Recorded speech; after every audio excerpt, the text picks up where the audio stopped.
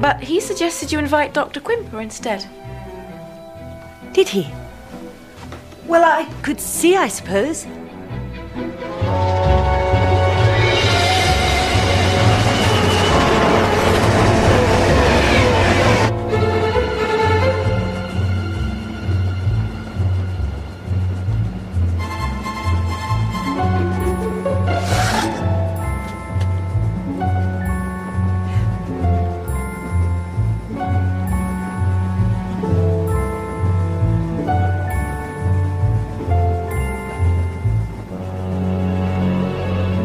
I suppose I might as well confess. Confess? I didn't fly in the day after the murder, it was the day before. So you don't have an alibi? Oh, I do. I rather over-egged my success as an artist. I haven't sold anything for over 2 years. And I'm not very good in the sun. One can't be pale and interesting in Ibiza. Especially if one's not interesting. Oh, Cedric, dear. At the same time that woman was meeting her grisly end, I was in London, sitting the civil service entrance exam. Sadly, though... Don't say it. You flunked that too. Oh, no. Much worse. I passed top. I'll be pushing a pen in Whitehall now, instead of flourishing a brush in the Balearics. Poor Dad's heartbroken.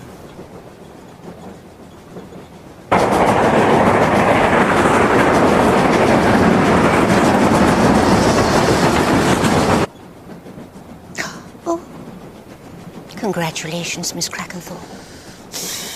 Mum was supposed to be the word, Miss Marple. Oh, yes. David and I are engaged. It's good for you. Finally. How refreshingly patient of you, Doctor. People do rush into things so, don't they? Did you make those sandwiches, Lucy? Yes. Fish paste.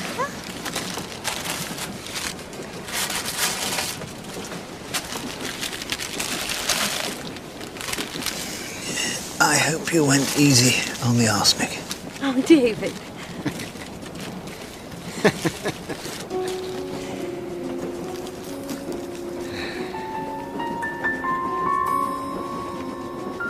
Well, don't be so silly, everyone.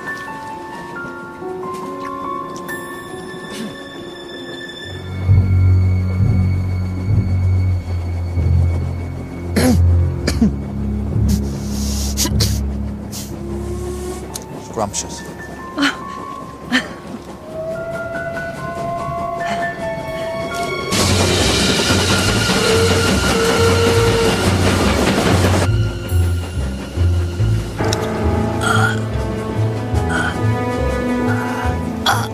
Miss Marple? A fish bone. Let me see. Excuse me. Sorry. Whoops. Don't panic. It's all right. Breathe normally. Breathe normally.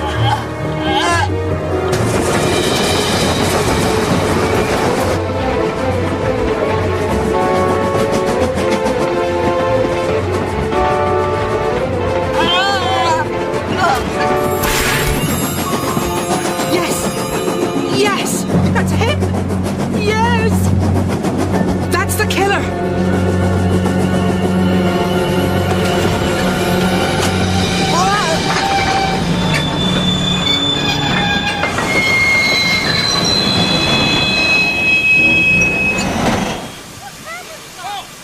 Come on, Doctor.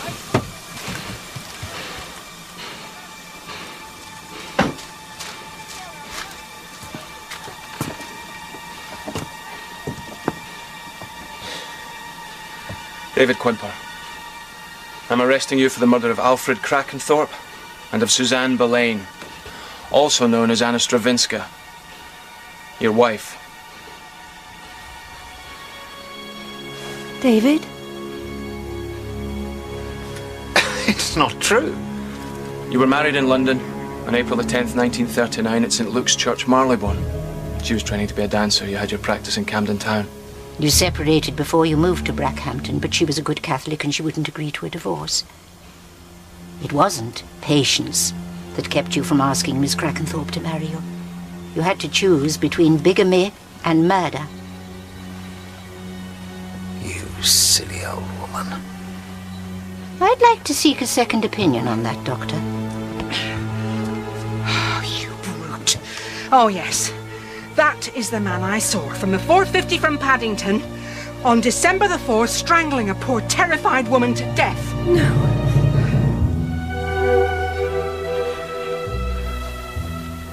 Come on, David.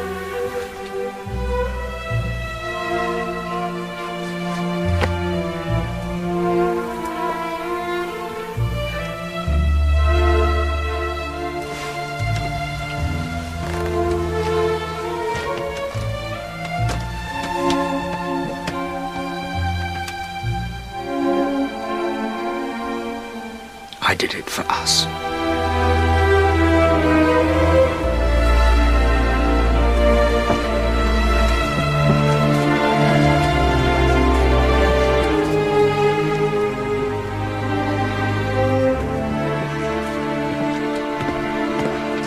Good job. Elspeth McGillicuddy.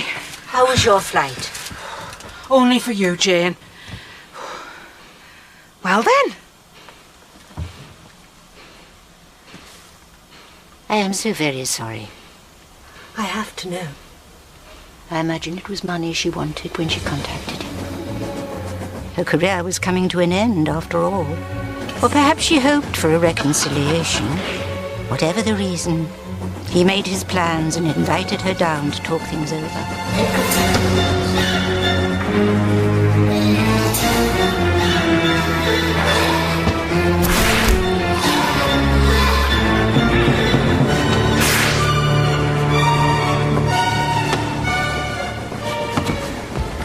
Then he pushed her out.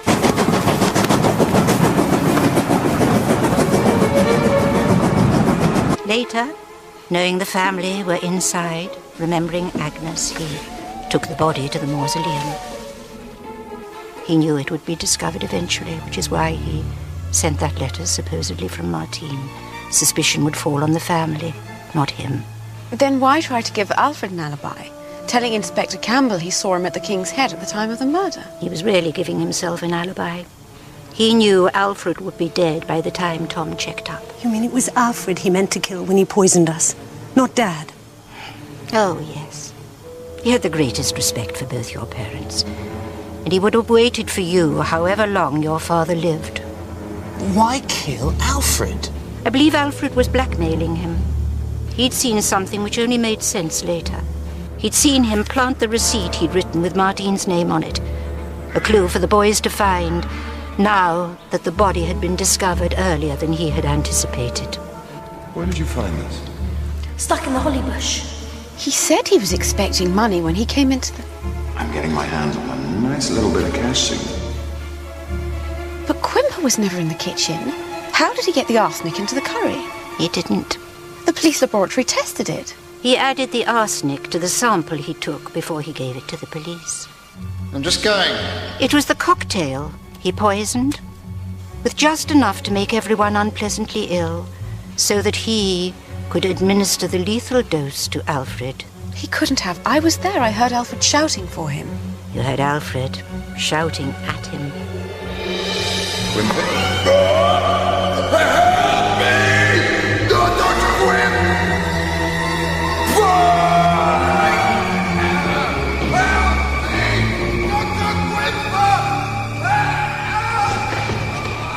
That's Alfred.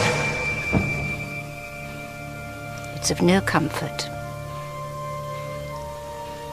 But it was a crime born of love.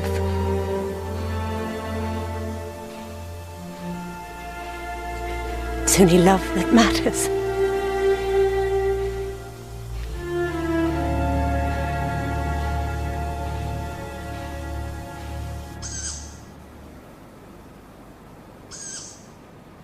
Have you booked your flight back? I'll not bother. It's all a bit sticky. Oh, how was Roddy? Thriving. I met his new lady friend. She was a decent sort. There's a girl who's spoilt for choice. There's a girl who travels alone. I'll take your bags. There's no need. I can manage that, Mr. Eastleigh.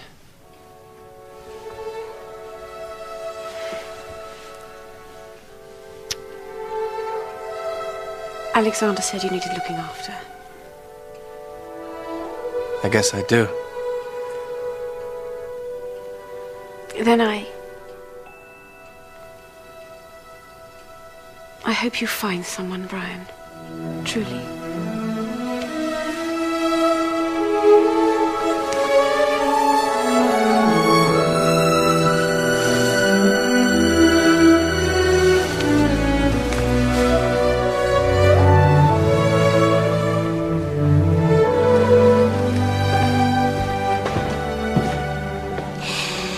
But I'm not always right.